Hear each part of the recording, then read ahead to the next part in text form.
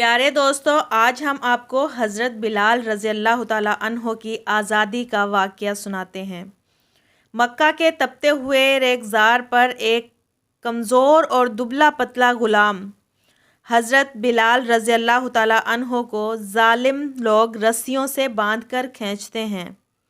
ان کے جسم پر کوڑے برسائے جاتے ہیں اور دہکتے ہوئے پتھر ان کے سینے پر رکھے جاتے ہیں۔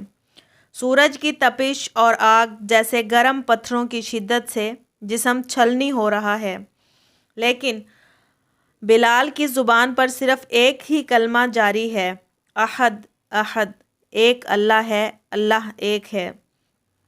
ظالم قریش حیران ہیں کہ اتنی اذیت کے باوجود یہ غلام کیوں نہیں جھکتا۔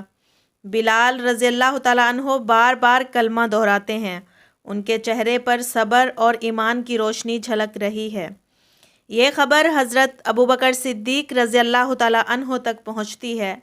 وہ دوڑتے ہوئے آتے ہیں اور ان کے دل کو بلال رضی اللہ تعالیٰ عنہ کی تکلیف چیر دیتی ہے۔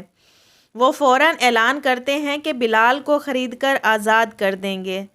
حضرت ابوبکر صدیق رضی اللہ تعالیٰ عنہ اپنی دولت خرچ کرتے ہیں اور بلال رضی اللہ تعالیٰ عنہ کو آزادی دلواتے ہیں۔ اب وہ غلام نہیں رہے بلکہ اسلام کے عظیم سپاہی بن گئے۔ یہ منظر ایک ایمان، صبر اور قربانی کی سب سے بڑی مثال ہے۔